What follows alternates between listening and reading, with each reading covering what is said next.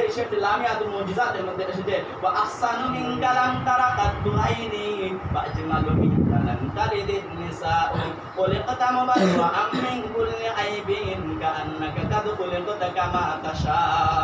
আল্লাহ রাসূল সাল্লাল্লাহু আলাইহি সাল্লামের জীবন আদর্শ নিয়ে কিছু বাংলাদেশের নাস্তিক আর মুরতাদ কটু কথা বলে আছে না ভাই?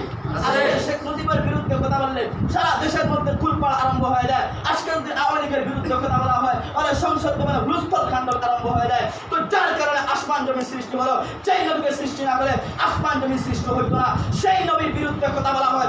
তারপরে বাংলাদেশের শেখ হাসিনার টুকটাও পর্যন্ত হবে না। যারা নবী বিদ্বেষী, যারা সাথিমে নবী, যারা সাথিমে রসুল, গুস্তাখে নবী, গুস্তাখে রসুল, ইবনে শামী রাহমাতুল্লাহি আলাইহি উনার ঐতিহ্যবাহী ফতোয়া শামের মধ্যে এনেছেন মান সাব্বা নাবিয়ান ফাকতুলুহু।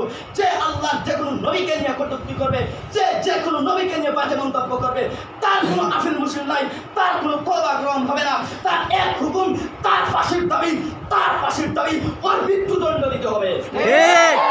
কেউ যদি বাংলার জমিনে দাঁড়িয়ে শাহজালালের বাংলার জমিন, এই বাংলাদেশ মসজিদ মাদ্রাসার দেশ, এই বাংলাদেশ উলামায়ে কেরামদের দেশ, এই দেশে আল্লাহু আকবারের আলোতে, আল্লাহু আকবারের ধ্বনিতে সূর্য ওঠে, এই দেশের মধ্যে আল্লাহু আকবারের ধ্বনিতে সূর্য অস্ত যায়, এই দেশের মানুষের কৃষক আজিম আল্লাহ ঘুম থেকে জাগ্রত হওয়া আসানের সুরে ধ্বনিতে, যেই দেশে আল্লাহু আকবারের ধ্বনিতে সূর্য ওঠে, এই দেশের মধ্যে গাজীনগরের দেশে, ইন্দোশ্বরের দেশে, শাহজালালের দেশে কোনো মুরতাদ যদি কোনো নবীর বিরুদ্ধে কথা বলে, আমাদের নবীর বিরুদ্ধে কেউ কথা বললে ওর মৃত্যুদণ্ড বাংলাদেশের জাতীয় সংসদ ভবনে পাস করতে হবে, করতে হবে, করতে হবে।